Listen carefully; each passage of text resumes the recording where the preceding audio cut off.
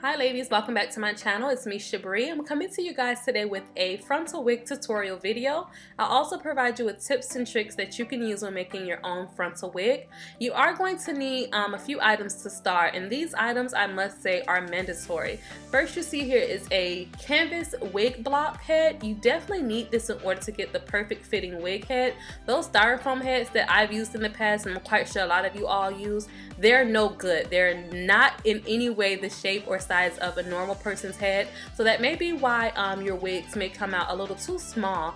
So make sure you do invest in a good canvas. Also want to make sure you are using a really good wig cap when making your wig. I'm using a breathable or mesh dome style wig cap. This just works best for me. It helps for my hair to be able to breathe when I do have the unit on my head. So this next step is very important. I learned this from Tiara Monet here on YouTube.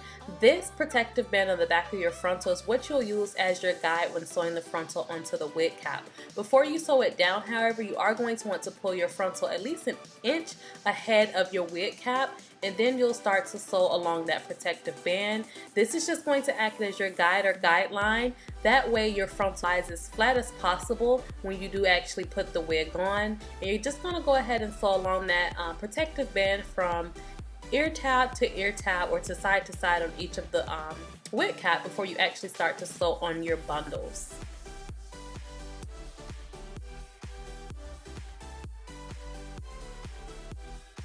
So once you finish sewing along that protective band in the back, you're going to start sewing on your first bundle. So I basically start at the tip end of where I sewed along the protective band, and I'm going to go ahead and sew up in a curving method. Now I am using a curved needle. This just makes it really easy when sewing when using your canvas block head. That way you're not snagging the actual canvas and sewing the cap down onto the wig block head. So make sure you are using a curved needle and that you are sewing in upward motions.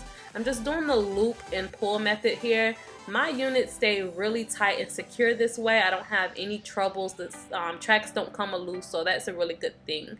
So pretty much you're just gonna sew the bundles from ear to ear basically until you get to the top, and then that's when you're going to start sewing horizontally. But yes, that's all you're going to see here. Now I'm just sewing along. Now I am using the flip over method for the back of the unit. Another thing that comes in handy when sewing frontal wigs are these T-pins.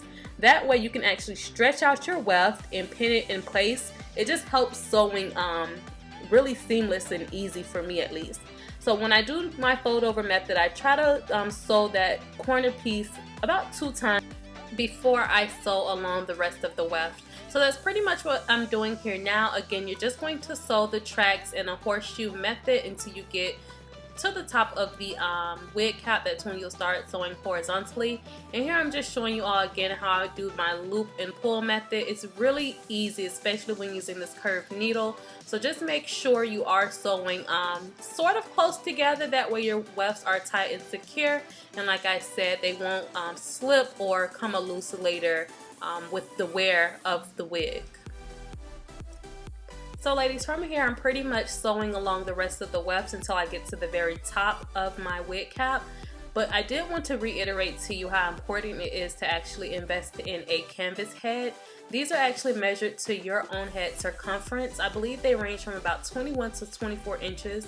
You want to measure your head, that way you'll know what size canvas head you'll need to purchase. Those styrofoam heads, like I was saying, they're just no good.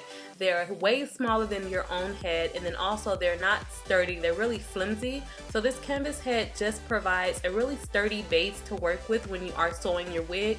That way your actual wig fits better than it would if you were using that styrofoam head. It's just going to be a better fit and better quality wig all around if you invest in this canvas head. Okay ladies, so once you reach the top of your wig cap, you're going to want to sew a weft right in that space. You're pretty much sewing the back of the frontal in your last weft there, basically sewing them together so it can lay as flat as possible. One thing to mention, I would not recommend doing the flip over method at the very top of your wig cap. You'll probably want to cut your tracks. That way it just lays as flat as possible, and it looks very seamless, and the back of that frontal and your last weft will just mesh together perfectly. So that's pretty much it for the sewing portion of the wig. From here, you're going to want to cut off this extra material from your wig cap, because this is where your frontal will lay. Now this material that you're cutting off, you can either save it to use it as the elastic band to help your frontal to lay down or lie down even flatter, or you can sew along elastic band, whichever you choose. I just use this because I had it already handy. So that's pretty much it for this video, ladies. Let me know below if you found this helpful. Thumbs up the video for more tutorials, and until my next video, I will see you all later. Bye.